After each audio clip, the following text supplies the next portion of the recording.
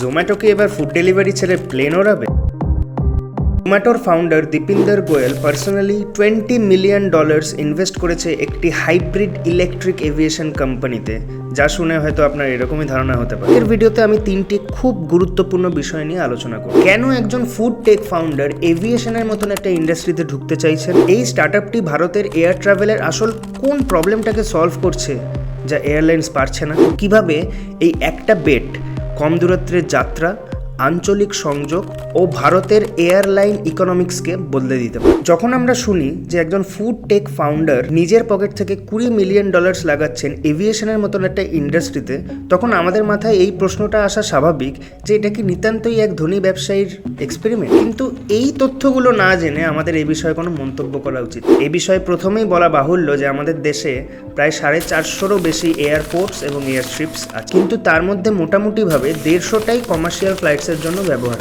অর্থাৎ 300-রও বেশি এয়ারস্ট্রিপস আজ আমাদের দেশে আছে, যা প্রায় কোনো কাজেই লাগছে না। আচ্ছা, তাহলে ইনফ্রাস্ট্রাকচার যদি থেকেই থাকে, তাহলে এক্সিস্টিং এয়ারলাইন কোম্পানিজগুলো সেইগুলোকে ব্যবহার করছে না কেন? কারণ সমস্যা ইনফ্রাস্ট্রাকচার ছিলই না কখনো। ট্র্যাডিশনাল এয়ারলাইন্সের দরকার লম্বা রানওয়েজ এবং পরিণত এয়ারপোর্ট। কারণ এয়ার ইন্ডিয়া, স্পাইসজেট এবং ইন্ডিগো ট্র্যাডিশনালি বোয়িং বা এয়ারবাস এর মতো লার্জ ক্যাপাসিটি প্লেনস ইউজ করে থাকে। যদিও বড় ইনভেস্টমেন্ট এই সমস্যাগুলোর সমাধান করলেও করতে পারে, কিন্তু তার চেয়েও বড় সমস্যা হলো যাত্রীর সংখ্যা।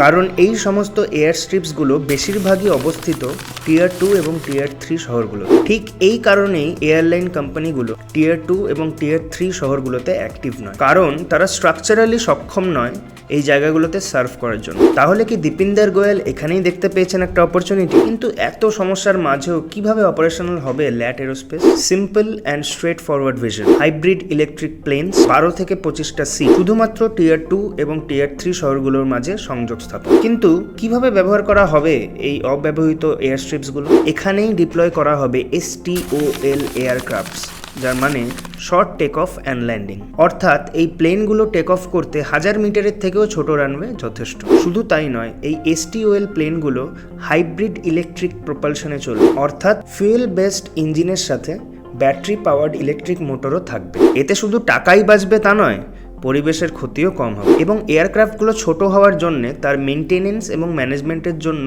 স্টাফও কম লাগবে। কিন্তু এটাই কি আসল প্রবলেম যা ল্যাট এরোস্পেস সলভ করছে? দেখতেই পাচ্ছেন যে এই কোম্পানির মেইন ফোকাস হলো টিয়ার 2 এবং টিয়ার 3 শহরগুলোর মাঝে সংযোগ স্থাপন করা। বর্তমানে এই শহরগুলোর মাঝে যাতায়াত করার কি উপায় আছে? আপনি যদি রাঁচি থেকে সুরত যাত্রা করতে চান, তাহলে আপনাকে 20 ঘন্টা ট্রেন ট্রাভেল করতে হবে, কারণ কোনো ডিরেক্ট ফ্লাইট নেই। আর ল্যাট এরোস্পেসের ইন্টেনশন একদম ক্লিয়ার, চিপার দেন ফ্লাইটস, ফাস্টার দেন ট্রেনস। আর এখানেই খুব গুরুত্বপূর্ণ ভূমিকা পালন করবে প্রাইসিং।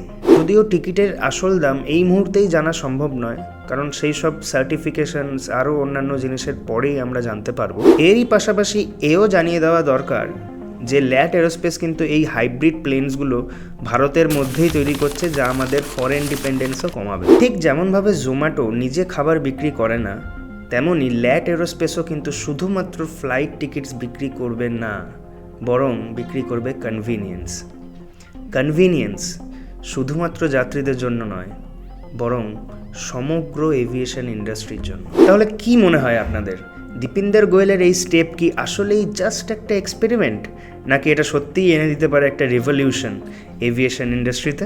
লিখে জানান কমেন্টসে। আর ঠিক এরকমভাবেই যদি জানতে চান কিভাবে ইউটিউব চ্যানেল মনিটাইজ না করেও প্রথম 4 বছরেই প্রায় 70 কোটি টাকার রেভিনিউ করলেন অঙ্কুর ওয়ারিকু, তাহলে দেখে নিন এই ভিডিওটা। আপনার সাথে ওখানেই দেখা হচ্ছে।